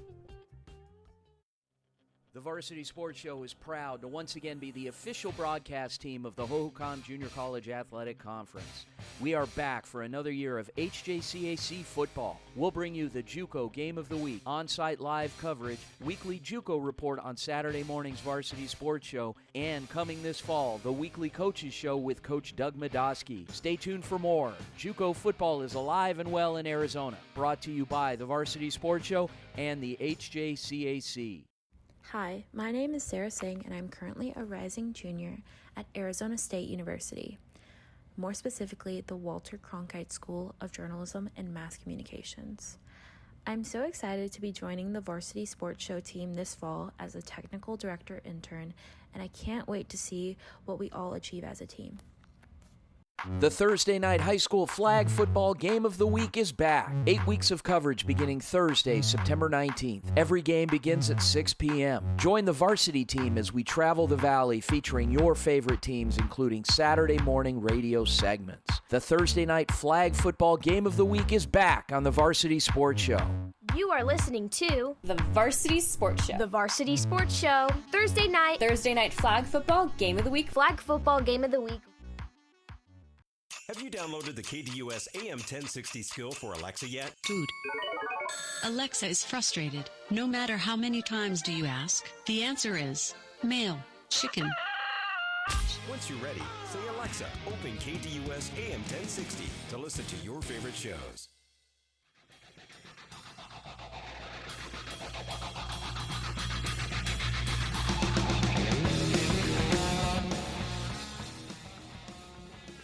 Welcome back to the Varsity Sports Show on AM 1060 KDUS Arizona. My name is Travis Bradley. I'm sitting beside Vince DeLisio this morning. And we've got a couple more segments coming up from some of the interns here with Varsity Sports Show. We have Ian Monhay. He's going to be stepping in here shortly, and he's going to talk to us a little bit about Andy Litten in his first season here at Mountain View High School. Jace Grinke is going to give us a little bit of a summary the Phoenix Suns preview for the season, all right, what to look forward to as they take the court. And we'll also have Griffin Engelbert. He's a U of A football coverage for us this week, and he's going to give us a little bit of a synopsis as to what their season looks like moving forward after that tough loss last week. More to come. Thanks for joining us. Hey, y'all.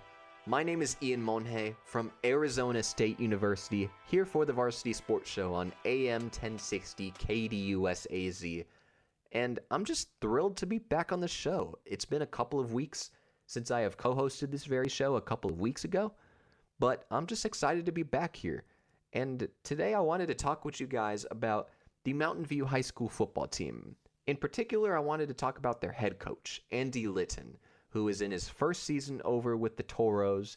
He came over from Horizon High School in Scottsdale, where he went 21-10 in his 3 seasons there and won the 5A state championship in 2021. But in February 2024, he was hired by the Toros to be their next head coach for their football team. Litten is known as an offensive mind. He is known for his development of the offensive line, which was one of the best in the state last year, and managing some of the best offenses in the last couple of years. The Huskies last year averaged over 40 points per game last year, scoring over 50 points 4 times and over 70 another time. And he is tasked with coming over here and replicating some of that same success for Mountain View. And in the passing game, we are seeing that pay off well, where the team is averaging 229 passing yards per game, which is over 102 yards better than the national average. 16 completions per game, which is over 8 completions higher than the national average, along with 7 passing touchdowns, en route to a 2-1 start to begin the season. So continue to keep your eye out on this offense and how high-powered this can be. Once again, my name is Ian Monhay from Arizona State University, and enjoy the rest of the show.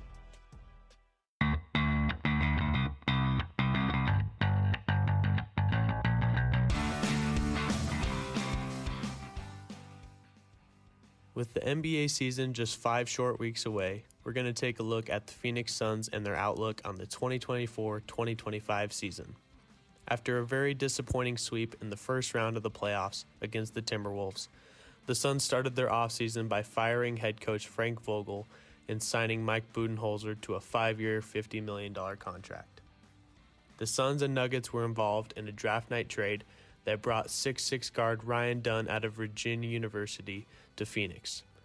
As free agency started, the Suns re-signed key role players Royce O'Neal, Josh Okogie, and Bol Bol. The Suns were plagued with bad guard play throughout the later parts of the season and into the playoffs, so they filled that glaring need by signing veteran point guard Tyus Jones to a 1-year deal. Many Suns fans were unsatisfied with the guard play from 3-time All-Star Bradley Beal and were demanding change from the organization. Beal looks to score when he gets the ball, but the Suns need more of a traditional pass-first point guard with their scoring already coming from their 2 stars in Kevin Durant and Devin Booker. The Suns are always a team to look out for in the West, and we'll see if veteran coach Mike Budenholzer can change their playoff fortunes. I'm Jay Skrinke with Varsity Sports, and this was your Phoenix Suns season preview.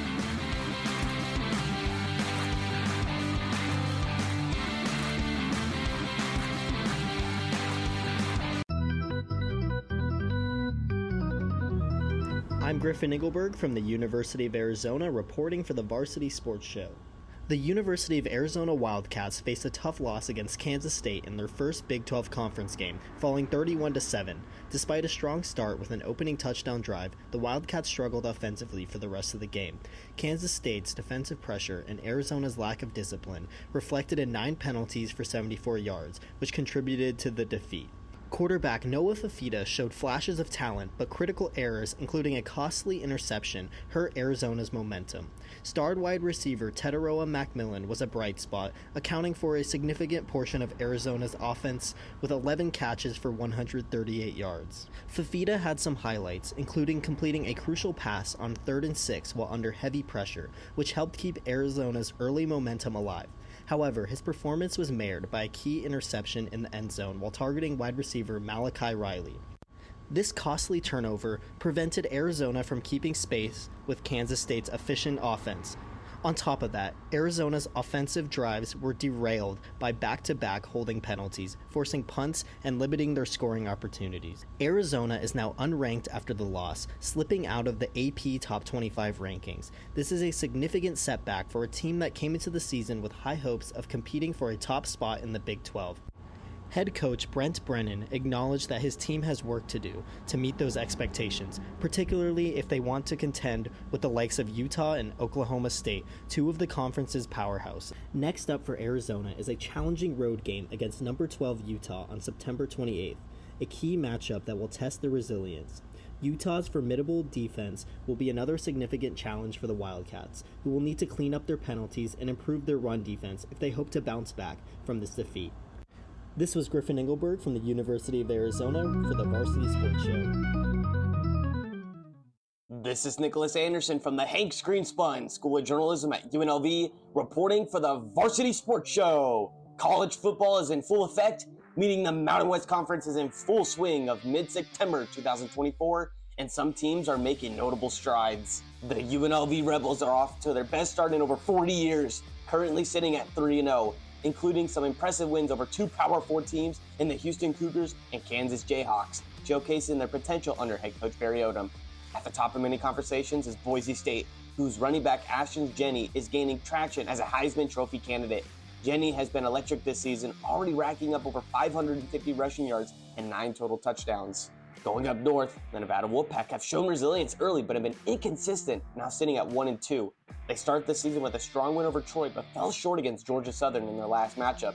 The New Mexico Lobos have shown signs of improvement under head coach Bronco Mendenhall, but have been unable to hold on to leads, including a collapse against Montana State.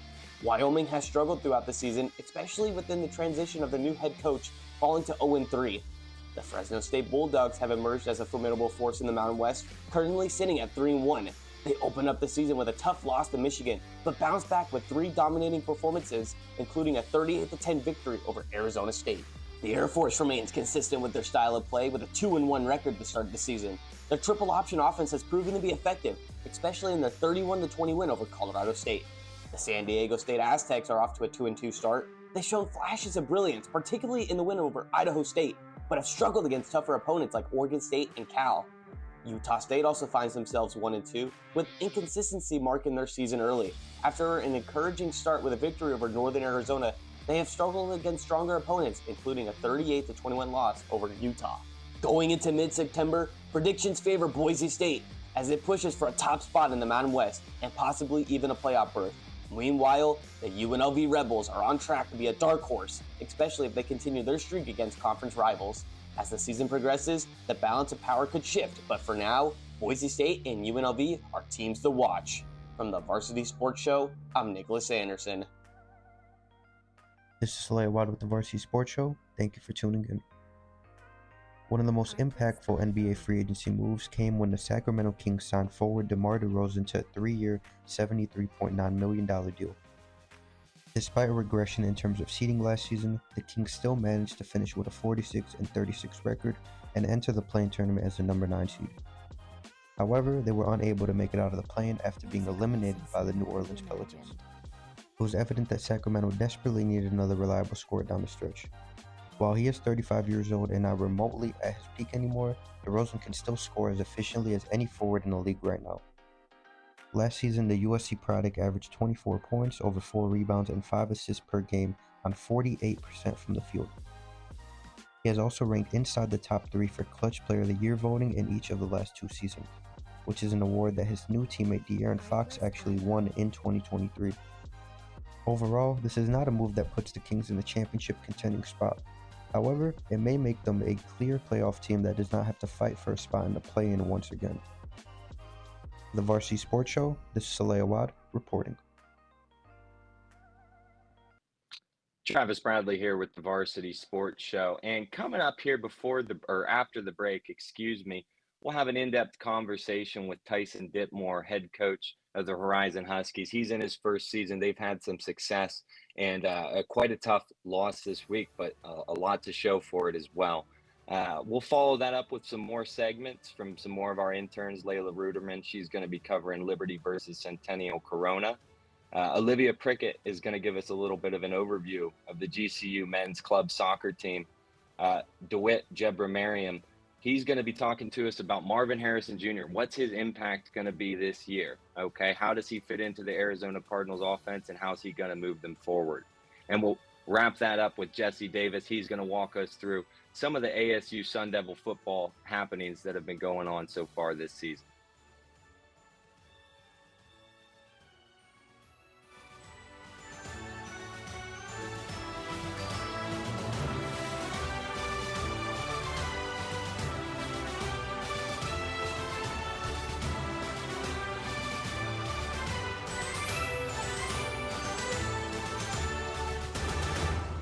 We'll do what's best for the team, and we'll do what's best for you. The Rich Eisen Show, coming to you weekdays from 3 to 5 p.m. here on KDUS AM 1060 and KDUS1060.com.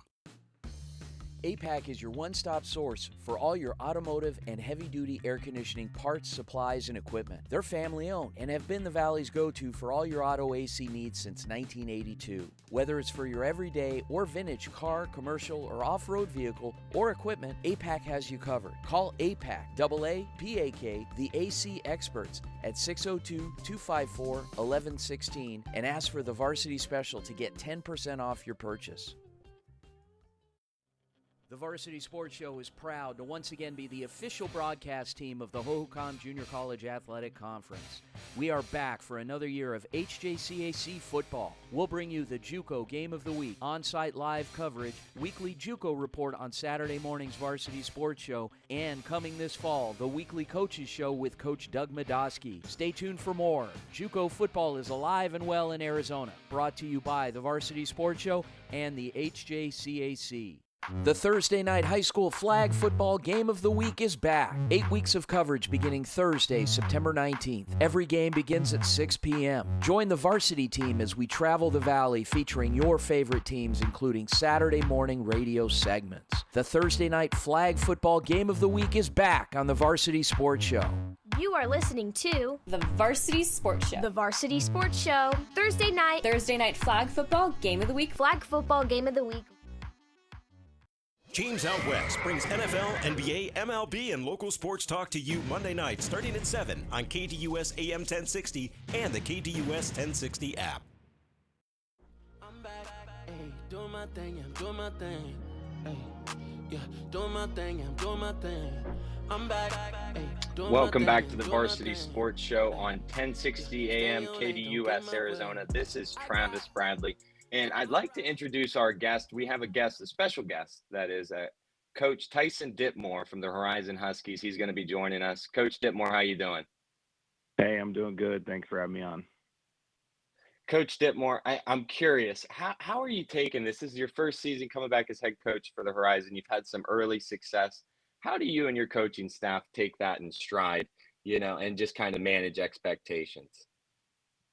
Well, I think, one of the good things that we came into is, we came into a program that's been established, and we've got great kids. We've got a great community, and the thing I think we're most proud of right now is that the kids they're buying in and they're believing in what we're trying to instill in them. So we're very proud. Awesome. Well, listen, I hate to bring up the tough loss this week, but I mean, there's so much going on the field. You had so many talented players.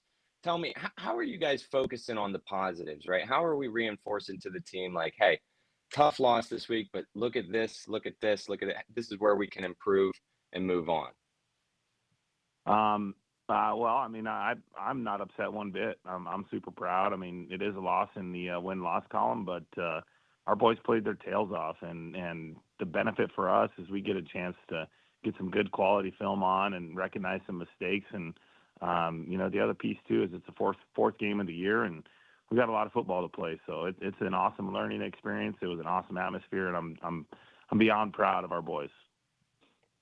I got to see some of the highlights, so I can imagine. I mean, you had players all over the field. It was really something to watch.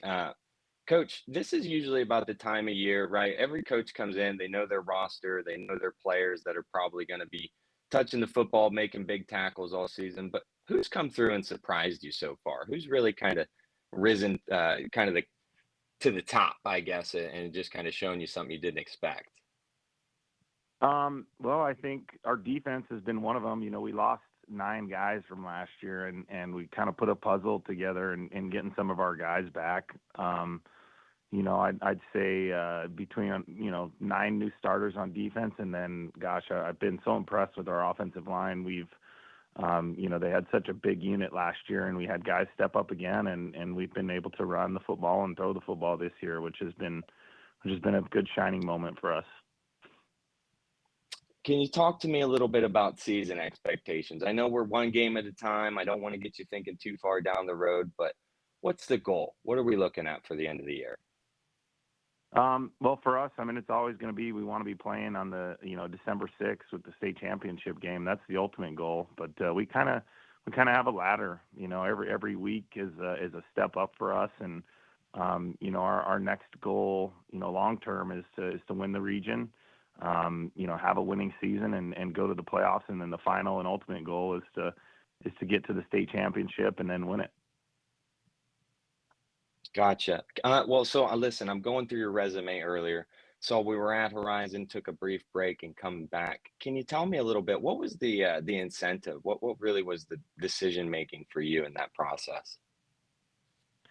Well, being in the building for 2 years at Horizon, being in the district, I know how Horizon prioritizes athletics. They've got great kids. They've got great parents that are around. But, one of the things that enticed me to come back was the administration there had always taken care of me when I was there.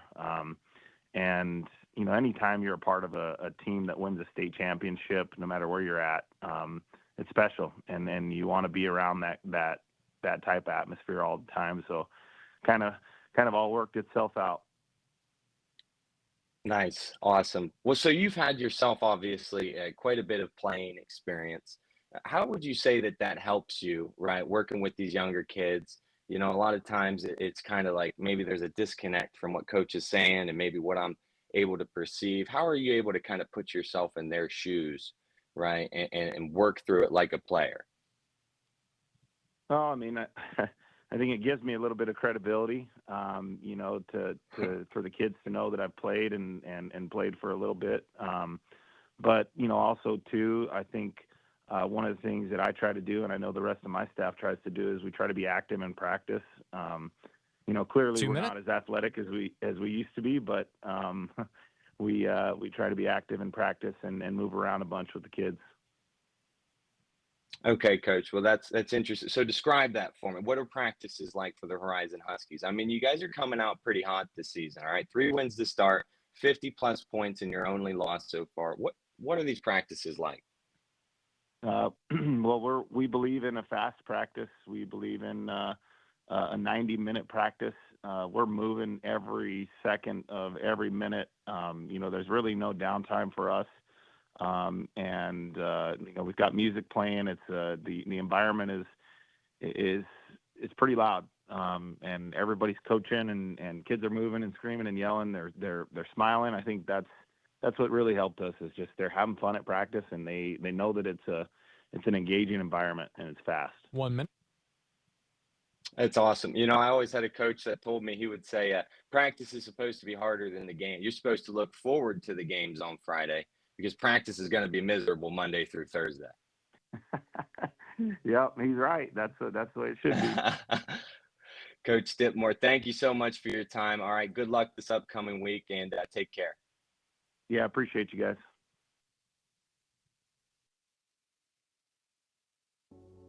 This is Layla Ruderman from the Walter Cronkite School of Journalism at ASU reporting for Varsity Sports. Tonight, the Arizona Open Division defending champs Liberty will be hosting Centennial Corona, a California team.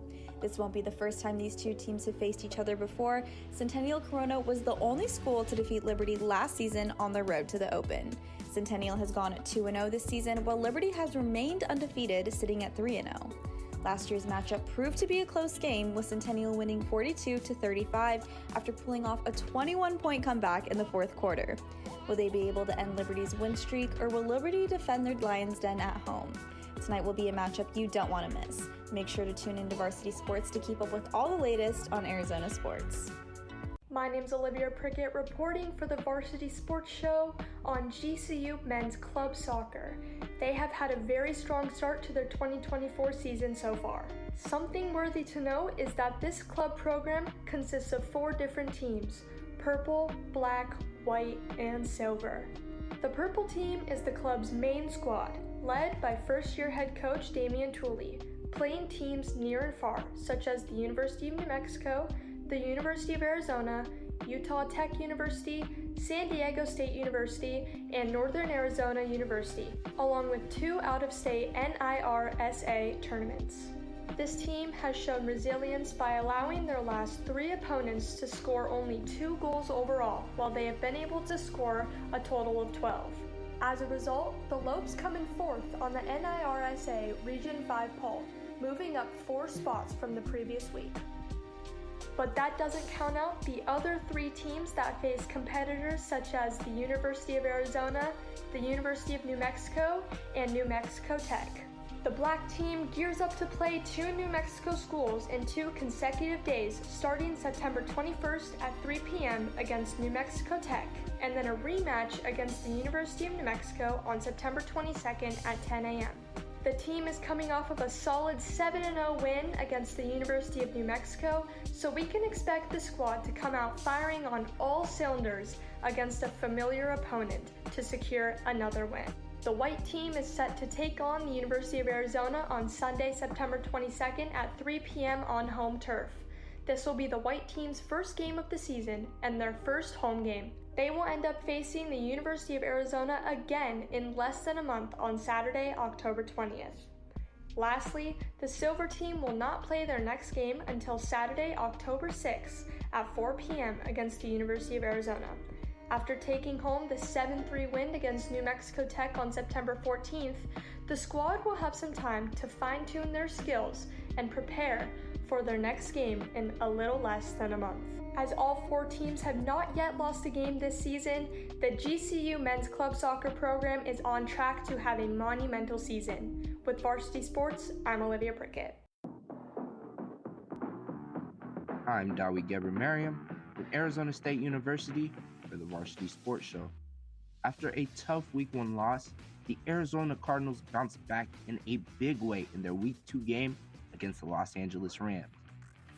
No Cardinal had a better bounce-back game than wide receiver Marvin Harrison Jr. The first-round draft pick had a lackluster performance in his debut against the Bills, as he only recorded 1 reception for 4 yards. Coming into Week 2, Harrison Jr. had all the pressure in the world to perform, and that's exactly what he did. In only the first quarter, he had 4 receptions for 130 yards and 2 touchdowns, leading the Cardinals to a 41-10 victory, their first win of the whole season. The rookie wide receiver showed why he was the first wide receiver taken in the draft. After a breakout performance in Week 2, Harrison Jr. turns his attention to a Week 3 matchup with the Detroit Lions. The Lions defense comes in only giving up 20 points and 225 passing yards per game. If Harrison wants a repeat of Week 2, he will need to be on his A game and continue to build his connection with Kyler Murray to grab the win against Detroit. For the Varsity Sports Show, I'm Dawi Geber-Mariam.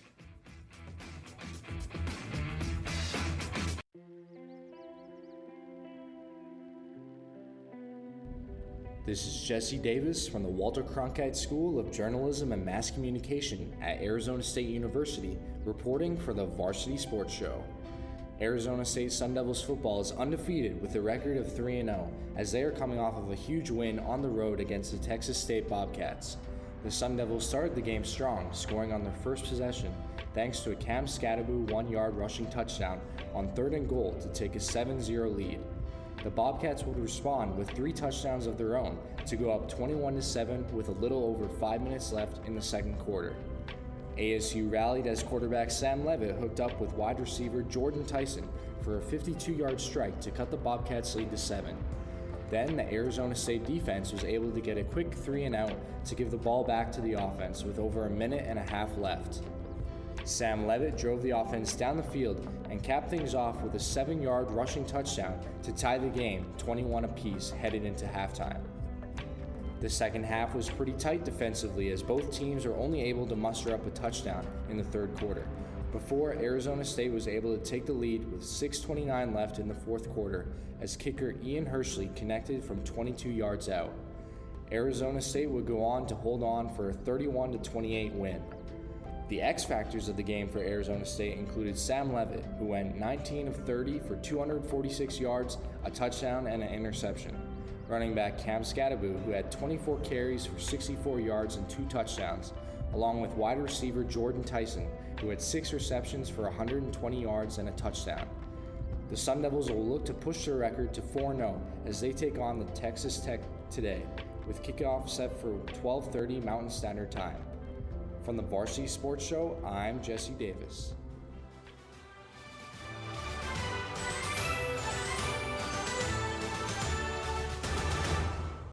Carving out time in your afternoon for the Doug Gottlieb Show right here on KDUS AM 1060, 100.7 HD2, and KDUS1060.com. Weekdays from 1 to 3 p.m. The Varsity Sports Show live with Vince D'Alicio every Saturday morning from 9 to 11 a.m. Features all the local youth, high school, college sports, and more, both around the Valley and beyond. Enjoy go-to segments with coaches and players from around the Valley. Tune in to the Varsity Sports Show with Vince and guests, Saturday morning from 9 to 11 a.m. right here on KDUS AM 1060, online at KDUS1060.com and the KDUS 1060 app.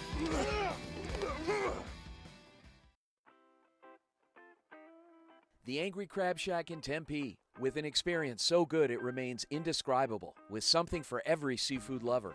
Try one of their amazing custom seafood boils, sandwiches, appetizers, and salads. AngryCrabShack Tempe is located east of I-10 on Warner Road, 480-674-3847.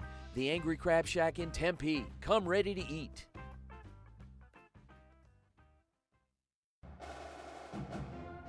The Varsity Sports Show is once again proud to partner with Grand Canyon University Club Sports in 2024 and 25. Join us in our coverage of GCU Club Sports on Saturday's Varsity Sports Show and the rest of the week. We'll cover hockey, soccer, baseball, rugby, lacrosse, and more. The Lopes are back on the Varsity Sports Show.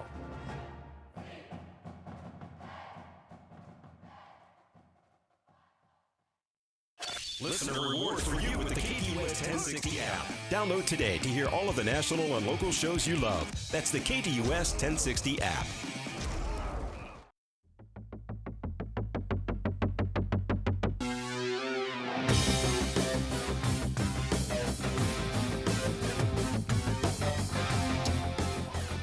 Welcome back to the Varsity Sports Show on AM 1060 KDUS Arizona. Vince Delicio on a Saturday morning. Wow. What a show.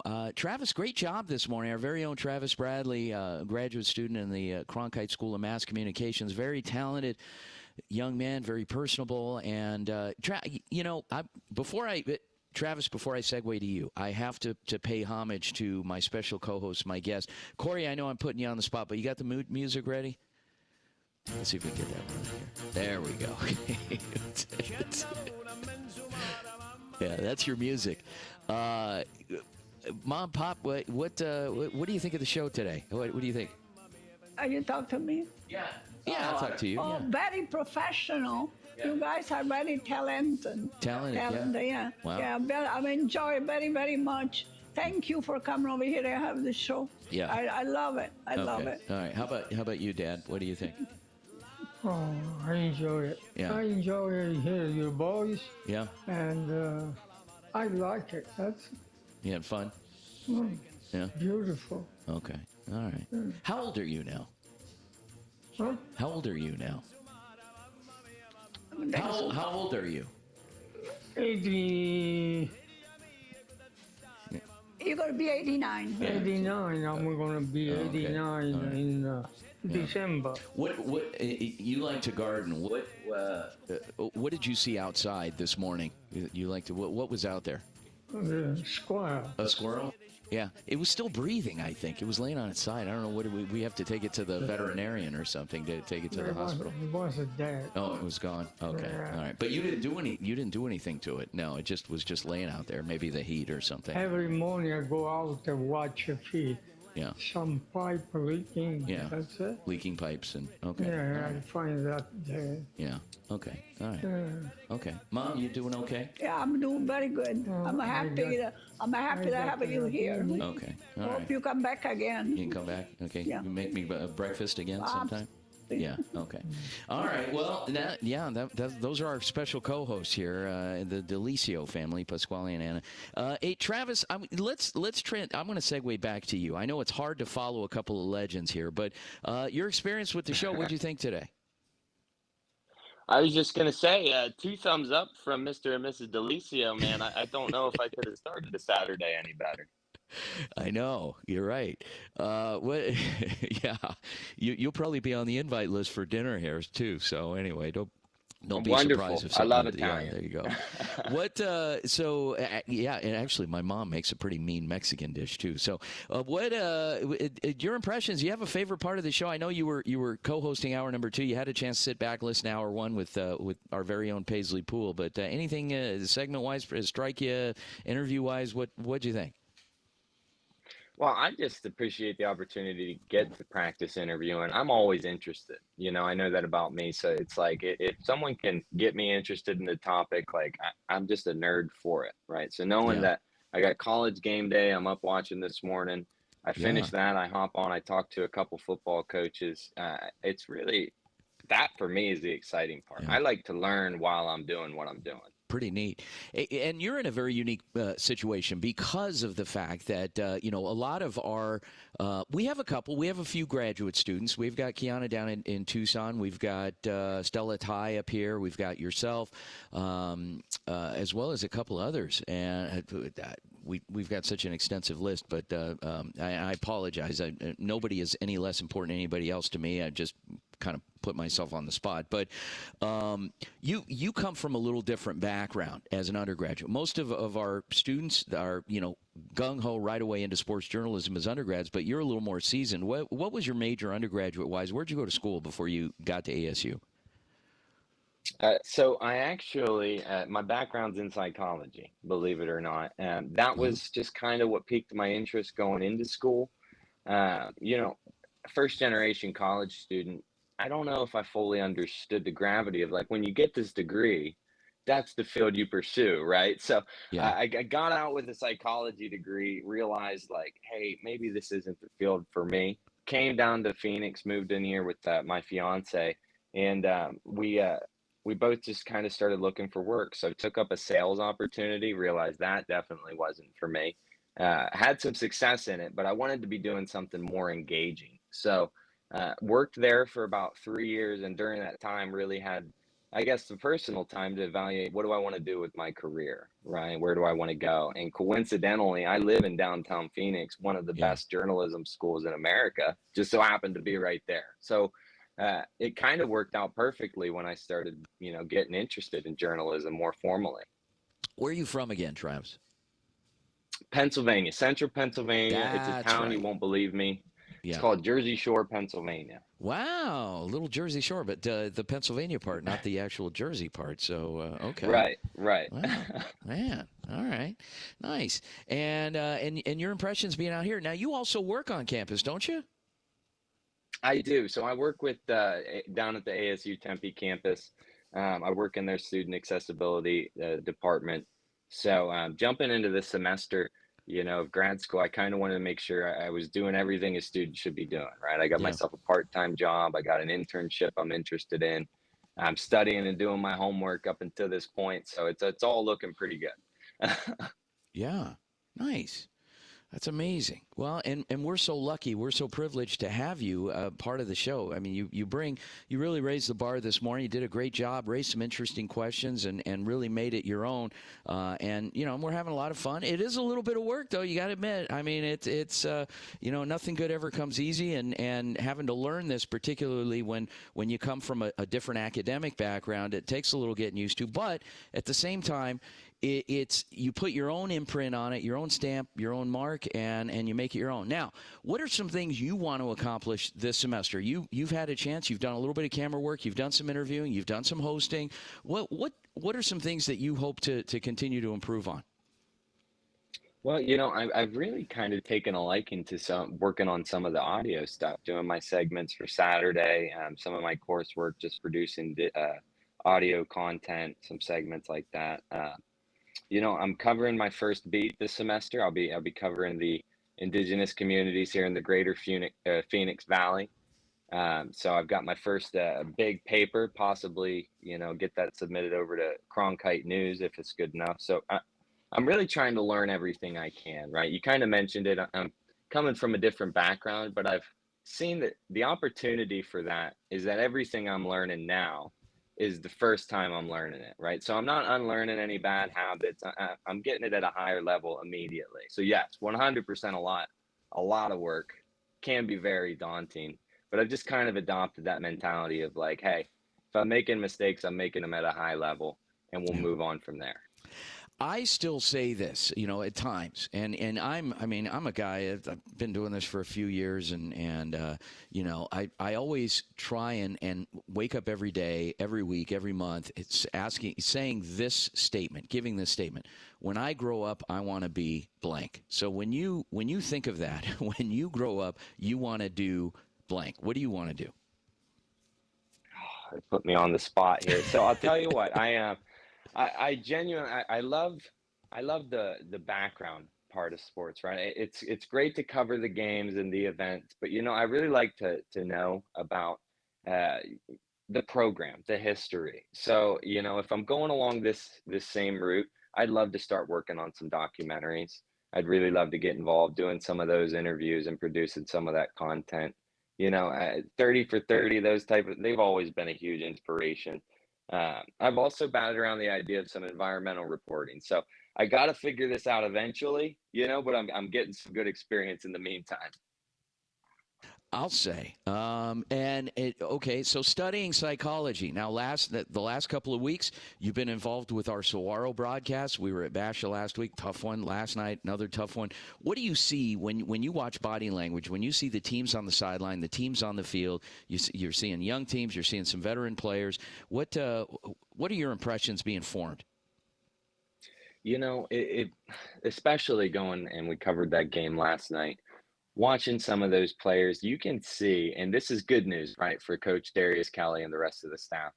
You can see that despite the loss, despite the effort, even on the plays like last night, we had that unfortunate touchback. It was like a 60, 70-yard return for a punt, ended up fumbling into the end zone. But these players are still giving their effort every play.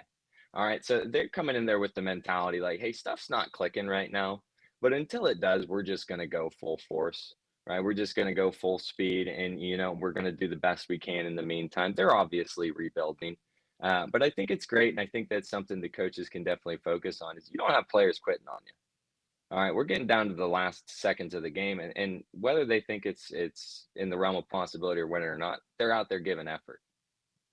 Absolutely. I agree with you 100%. And, again, it's a culture. It's a culture building process. And when you're rebuilding or continuing, you could see that. And as you get a chance over the course of this semester, you're going to be working with multiple schools, and you'll get to study that, and that will affect your approach when you talk to these guys, when you talk to these kids, these parents, families, coaches, administrators, and your background in psychology is definitely going to bode well as you continue to pursue this career in journalism. I personally, like I said, I had a chance to talk to every single candidate that came on board, and so there's a reason why certain people are here.